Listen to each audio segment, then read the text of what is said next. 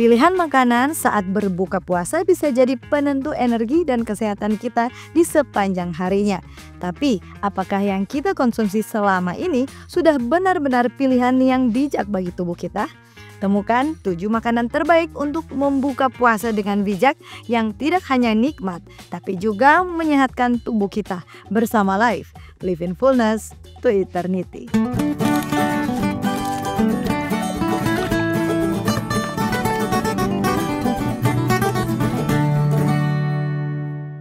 7 makanan membuka puasa dengan bijak.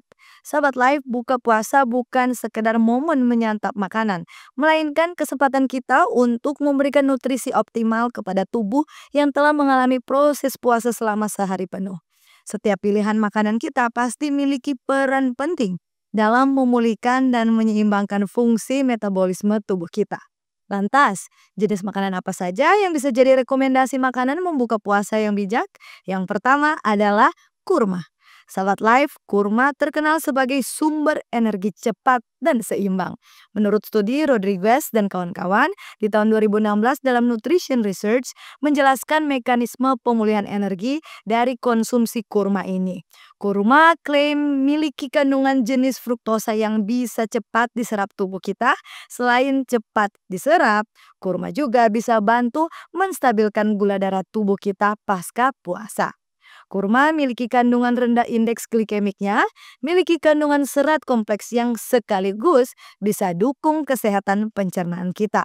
Cara terbaik konsumsi kurma adalah sahabat Life dianjurkan konsumsi 2 hingga 3 butir kurma dan pastikan kita pilih jenis kurma organik atau yang berkualitas. Dan silakan kita kombinasikan dengan air putih setelahnya. Yang kedua adalah air putih. Sudah pasti air jadi kebutuhan utama kita. Untuk itu setelah puasa, minum air seharusnya juga jadi salah satu yang paling dibutuhkan tubuh untuk pemulihan mendasar. Menurut studi Chen dan kawan-kawan di tahun 2015 dalam Journal of Hydration Research menjelaskan proses rehidrasi sangat penting untuk pemulihan cairan tubuh, untuk dukung fungsi ginjal kita dan tingkatkan metabolisme tubuh secara keseluruhan. Selain itu, air juga bisa bantu dukung fungsi kardiovaskular, mengatur suhu tubuh kita, dan masih banyak lagi. Untuk itu, saat membuka puasa, sahabat Life jangan lupa untuk langsung mencari air. Minumlah 2 hingga 3 gelas air putih. Ingat sahabat Life, hindari minuman dingin ekstrim di saat seperti ini. Silakan sahabat Life juga tambahkan irisan jeruk nipis untuk variasinya. Tapi tentu ini hanya bisa dilakukan jika sahabat Life tidak memiliki masalah lambung yang sensitif. Yang ketiga adalah sup. Sahabat Life, sup saat berbuka merupakan salah satu strategi terbaik. Selain bisa berikan pemulihan nutrisi bertahap, ini bisa juga bantu dehidrasi tubuh secara bersamaan. Tapi ingat, jangan terlalu berair karena lambung akan lebih dulu menyerap cairan daripada mengelola makanannya. Tapi pada dasarnya, menurut studi Liu dan kawan-kawan di tahun 2016 dalam Gastroenterology Research menganalisis manfaat dari sup saat berbuka puasa. Mereka sebut ini sangat baik untuk bantu sistem pencernaan kita. Sup disebut juga mampu menyediakan nutrisi bertahap dan cegah shock metabolik karena masa berpuasa yang panjang.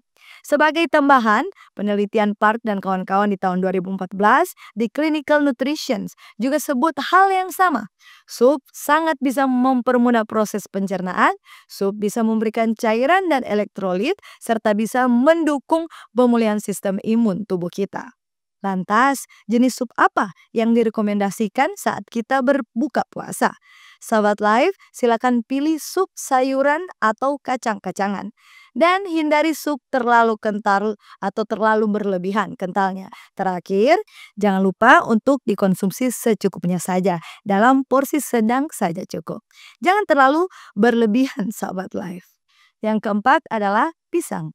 Sahabat Life, pisang juga masuk di jenis pilihan buka puasa yang bijak. Mengapa? Karena pisang dipercaya baik untuk bantu pemulihan elektrolit kompleks bagi tubuh kita karena puasa yang panjang. Jadi menurut studi oleh Kim dan kawan-kawan di tahun 2017 dalam Nutrition and Exercise Psychology, mereka sebut pisang adalah buah yang memiliki manfaat sumber kalium tinggi bagi tubuh, yang jadi bisa bantu keseimbangan elektrolit juga dan sekaligus cegah kram otot sahabat life. Selain itu juga, menurut Lee dan kawan-kawan di tahun 2015, di Sport Medicine sebut kalau pisang juga memiliki karbohidrat kompleks sehingga bisa bantu melepaskan energi secara bertahap dan bisa dukung sistem saraf tubuh kita. Jadi, kalau sahabat live ingin konsumsi pisang saat berbuka puasa, silakan sahabat live konsumsi setengah hingga satu pisang cukup. Dengan memilih pisang yang matang, kemudian bisa juga dikombinasikan dengan sedikit susu, sahabat live. Yang kelima adalah yogurt. Sahabat live, yogurt sudah sangat terkenal dengan manfaatnya untuk tubuh dalam hal pemulihan mikrobioma. Khususnya yogurt original menurut studi dari Williams dan kawan-kawan di tahun 2016 dengan Gut Microbiome Journal meneliti manfaat yogurt ini. Dan mereka klaim bahwa yogurt memiliki kandungan probiotik yang baik. Bisa pulihkan flora di usus kita dan dukung sistem imun tubuh kita. Bahkan Garcia dan kawan-kawan di tahun 2018 dalam Nutrition Reviews sebut yogurt bisa bantu turunkan peradangan dan tingkatkan pencernaan dan bantu sekresi enzim kita. Nah, sebagai saran praktis untuk pemilihan jenis yogurt yang sehat, sahabat live dianjurkan untuk pilih yogurt yang rendah gulanya. Jadi sebaiknya sahabat live konsumsi yogurt yang plain lebih baik, lalu kita bisa tambahkan gula alami dengan campurkan buah segar seperlunya, lalu dinikmati saat berbuka puasa. Yang keenam adalah telur.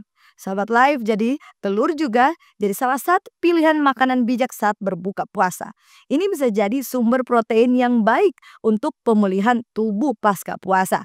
Jadi berdasarkan studi Thompson dan kawan-kawan di tahun 2019 dalam Protein Metabolism Journal, mereka sebut telur itu baik karena bisa jadi sumber protein lengkap. Bisa dukung regenerasi jaringan tubuh kita, dan telur juga mengandung asam amino esensial di sana. Dan penelitian Rodriguez dan kawan-kawan di tahun 2017 di Sport Nutrition juga sebut bahwa telur bisa bantu pemulihan otot tubuh kita, menstabilkan gula darah kita saat sehabis berpuasa. Kenapa bisa begitu? Ya karena dengan telur kita bisa terbantu untuk merasa kenyang sehingga bisa cegah konsumsi makanan terlalu banyak sekaligus dalam sekali makan sehabis puasa. Nah, tapi untuk sahabat live bisa klaim manfaat dari berbuka puasa dengan telur, sahabat live harus perhatikan faktor hal lainnya seperti ukuran telurnya, di mana disarankan sahabat live hanya cukup konsumsi setengah hingga satu telur saja cukup. Kemudian sahabat live sebaiknya pilih metode memasak yang sehat dengan memastikan tidak menggunakan minyak bekas menggoreng berkali-kali. Atau yang paling baik adalah sahabat live bisa gunakan penyajian telur yang direbus saja. Dan terakhir, tentunya jangan kita makan telur dan nasi saja. Mari kita kombinasikan dengan sumber nutrisi seimbang lainnya seperti dicampurkan dengan sayur-sayuran. Yang ketujuh adalah bayam atau sayuran hijau. Untuk jenis sayuran berbuka puasa yang diyakini bisa bantu pemulihan mineral tubuh setelah puasa seharian. Sayur bayam dan sayur hijaulah yang jadi saran terbaiknya. Disebut dalam studi oleh Wang dan kawan-kawan di tahun 2020 dalam Nutritional Science, mereka menjelaskan manfaat sayuran hijau. Katanya sayuran hijau sangat kaya mineral, itu bisa bantu dukung sistem imun kita dan sekaligus mengandung antioksidan tinggi. Itu sebabnya bayam dan sayur-sayuran hijau terkenal dengan manfaatnya akan menurunkan peradangan, bisa bantu detoksifikasi tubuh kita, dan juga bisa dukung kesehatan tiap-tiap sel kita ini. Jadi untuk kita bisa dapat manfaatnya, silakan sahabat live konsumsi sayur-sayuran hijau ini secukupnya saja saat berbuka puasa. Serta pastikan kita konsumsi sayuran yang masih segar dan bervariasi. Variasikan jenis sayuran yang akan kita konsumsi selain kita pilih sayuran yang segar saja untuk kita makan. Dan sebagai catatan penting, bagi yang menderita sakit GERD atau masalah asam lambung, kudu hati-hati dalam memilih jenis sayuran yang berserat tinggi sahabat live.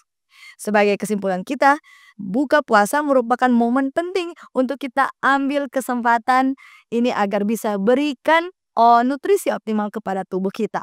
Dan untuk semua jenis makanan yang baru dibahas tadi, mulai dari kurma, air putih, sup, pisang, yogurt, telur, dan sayur-sayuran hijau seperti bayam, semuanya ini tetaplah butuh pendekatan personal dalam setiap kita memulaikan mengkonsumsinya. Itu artinya kita tetap perlu untuk kenali diri kita dengan baik, untuk lebih baik atau lebih berbijak-bijak memasukkan makanan ke tubuh kita.